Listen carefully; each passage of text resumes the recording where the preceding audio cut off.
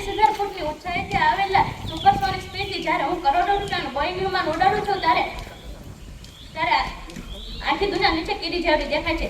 મારા એક જ ઇશારાથી સેંકડો મુસાફર સફર કરે છે અને મારા વગર વૈશ્વિક વ્યવહાર બંધ થઈ જાય છે અને આ બધા દેશો વચ્ચેનો અંતર વધી જાય છે. આ દુનિયામાં મારાથી મોટો અને પાવરફુલ કોઈ જ નથી. મારો વટ જ અલગ છે.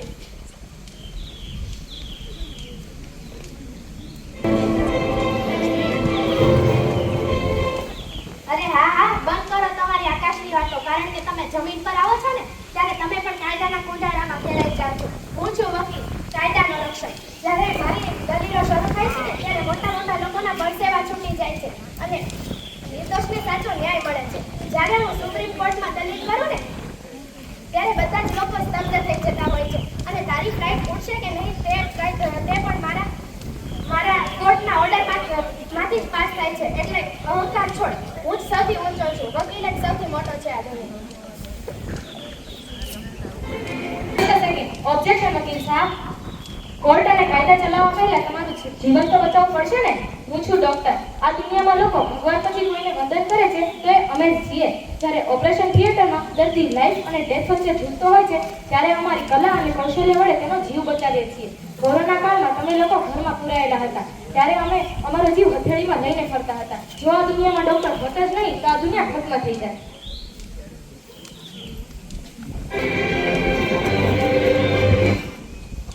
અરે ડોક્ટર સાહેબ, છો નાના વાતો જો મોટી કરો.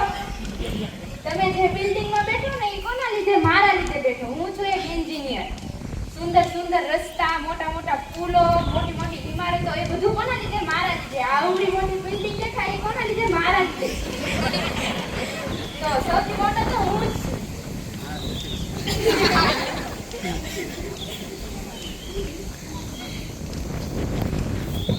સૌથી મોટો તો હું જ ગણાવ. ના, સૌથી મોટો હું ગણાવ. હું છું. હું ચવડામ થાતો હું મોટી. હું બધાનો ઈલાજ કરું છું ને જીવન બચાવું છું. સૌથી મોટી તો હું જ ગણાવ. હું અર્થતંત્ર અને ન્યાયતંત્ર બચાવું છું. હું જ સૌથી મોટી છું. તમે જે ઘરમાં રહો છો એ મારા લીધે. હું એન્જિનિયર છું એટલે હું જ મોટો. હું બધાને અવકાશમાં ફરાવું છું એટલે સૌથી મોટી તો હું જ છું. ના, હું આપું છું. ના,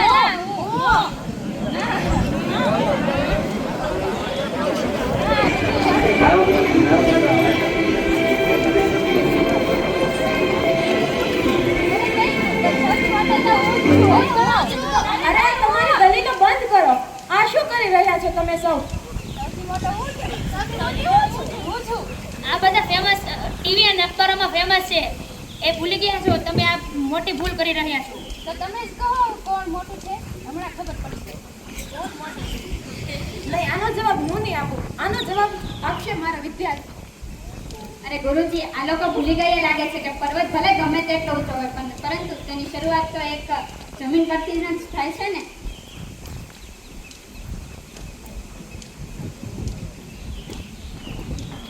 હા, અત્યારે તો તમે મોટું કરોડો ઊંચાઈ પ્લેન ચલાવો છો એ તમે ગુરુના લીધેથી ચલાવો છો. તમે સ્કૂલમાં હતા ત્યારે તમને કાગળનું પ્લેન બનાવતા પણ નહોતું આવડતું. આ બધું તમે તમારા ગુરુના લીધે શીખ્યા છો. અને હા એડવોકેટ સાહેબ, તમે અત્યારે જે સંવિધાનના કાયદા વાંચી રહ્યા છો ને એ બાળપણમાં તો તમને કક્કો અને બારેક્ષરી તો તમારા શિક્ષકે જ શીખવાડતી હતી. અને ઓ ડોક્ટર સાહેબ, માથું કેમ નીચે નમી ગયું? હમણાં તો ખૂબ મોટી વાતો કરતા હતા ને. બાળપણમાં તમને માનવ શરીરનું જે જ્ઞાન હતું એ કોણે તમને અંતર્જ્ઞાન થયું હતું? અને ઓ એન્જિનિયર સાહેબ, નીચા થોડા. ત્યારના તમે અત્યારે મેથ્સ અને કેલ્ક્યુલેશનના જે જોરે જે બિલ્ડિંગો બનાવી રહ્યા છો ને તે બાળપણમાં તમને તમારા સૂત્ર યાદ રાખવાના તમારા શિક્ષક જ હતા. વાહ ભાઈ વાહ, તમે તમારા ગુરુજીને ભૂલી ગયા. તમારા ઉજ્જવળ ભવિષ્ય પાછળ જેમણે રાત દિવસ મહેનત કરી છે તેમને તમે ભૂલી ગયા. વાહ વાહ. માફ કરજો અમને. માફ કરજો, અમારાથી ભૂલ થઈ ગઈ.